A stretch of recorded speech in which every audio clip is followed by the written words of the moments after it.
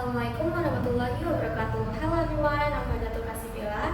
In this video, I will review a literary works or novel. The title is The Language of Baklava by Diana Abu Jaber. It is a memoir, a literary work that tells the author's personal experience. Okay, first thing first, let's talk about the author and the synopsis of the novel. Diana Abu Jaber. Diana was born in Syracuse, New York, to an American mother and Jordanian father. Her family moved to Jordan several times during her childhood. You can really see how her time in American and Jordan, along with along with her love for exploring across a culture, especially through food shines in her work.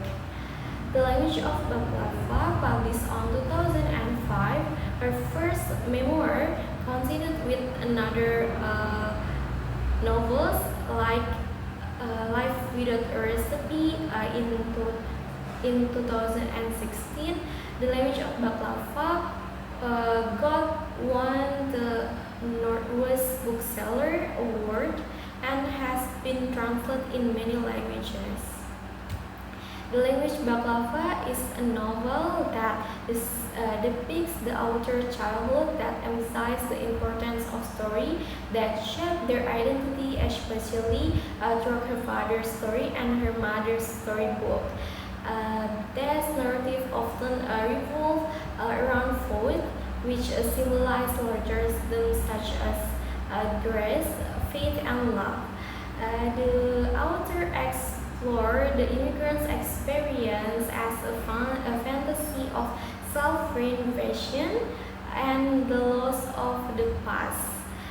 Diana emphasized that the truth of the story lies in their emotion essential rather than factual accuracy.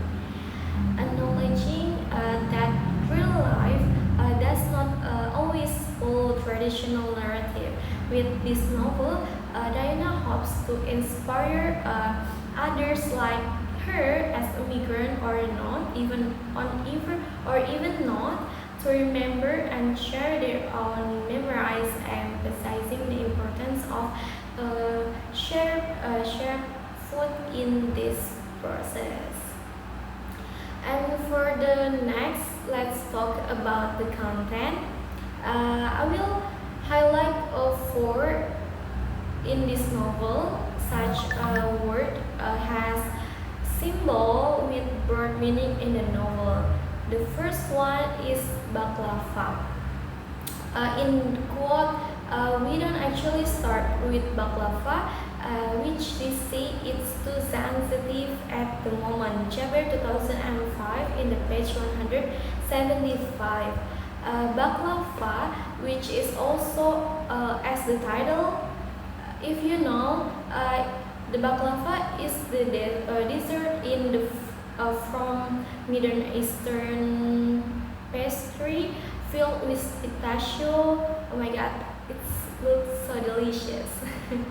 And for the explanation, I assume that baklava in this culinary food issue plays as a role as a symbol of the process of identity actualization at a culture, heritage, and family relationship, meaning to use this food to maintain her identity while in America. So, in my opinion, in the context of identity actualization, baklava is a bread between Diana's two cultures as a mixture of American and Jordanian, like Diana. Her father and also her family, so that they do not lose their Arab identity to eliminate longing for Jordan. And with the visual of baklava, which is layered and fragile, or sensitive, this food becomes a symbol of Diana's layered identity and dual identity, which represent immigrant and diaspora, like American Arab who struggle from Orientalism stereotype, which with this baklava becomes a way to eliminate a longing for her Jordanian identity and also becomes a link across culture and even religions. And first, the second one is Maglobe and melting pot. In the quote, when Uncle Jack sees the Maglobe, he laughs and say, Here is it, our national identity." My uncles call to Grams and coax her to the doorway, saying the Maglobe was not taste good without her. Jaber 2005 in the page 124. Maglobe and melting pot become a symbol of diasporic identity, immigrants, or like Diana's family, or as Arab American Muslims. Maglobe has been around for a long time, originating from Transjordan, which is a place where many cultures, ethnicities, and religions mix and unite. So Maglobe, as a symbol of multicultural, served to decolonize the ethnic assimilation of the melting pot, which is inversely proportional to an American slogan of Eurocentrism. And for the third is language. In the quote, even though it's just been a year or two since we have returned to American, it's already too long away from Arabic. English is clear as a glass mirror, and Arabic is the silver inside the glass, hidden and essential. Language show me different things. Jaber 2005 in the page 122. English and Arabic is both of these language play an important role in her life, in Diana's life. Diana's dual identity as the navigates her experience with English and Arabic after returning to America. This language highlight that English is the dominant language in her everyday life because they stay in American in so long, and this why making it clear and easy to understand. While our Arabic feels hidden and foreign to its limited use, this language dynamic reflects her struggle with identity as she feels confused about her relationship to both language, despite the language connection to that part of her identity. This quotation illustrates the balance between preserving one's culture and one's culture roots while adapting to a new environment. Thus, language is a symbol of Diana's dual identity and that of their immigrants. And for the last one is Goose. In the quote, various friends and relatives chime in and getting him on. Sure, Gus, that'd be great.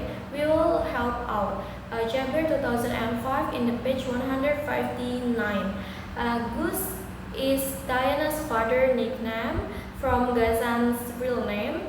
Boot and Goose are names that symbolize the dual of identity as an assimilation of Western culture that immigrants often do to be more accepted in their destination country.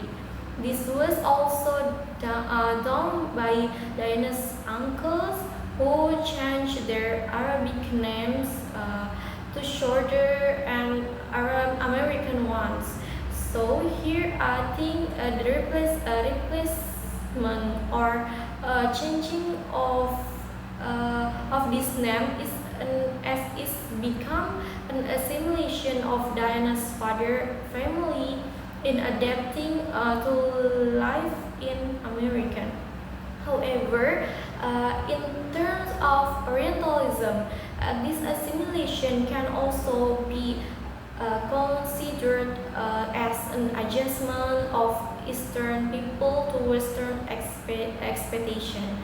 For example, there are many in real life, especially people who immigrate or diaspora, becomes usually their names are difficult to pronounce for other country or destination, such as in Indonesia, in our country, the Korean pronunciation, for example, Ji Chang-wook.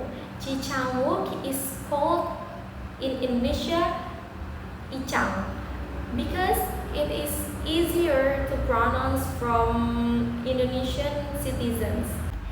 So I will recommend you guys to read this book and to read this novel because there are a lot of exciting things, especially for culinary or food or cooking lovers like me, because Diana shared mouth-watering recipes in this novel.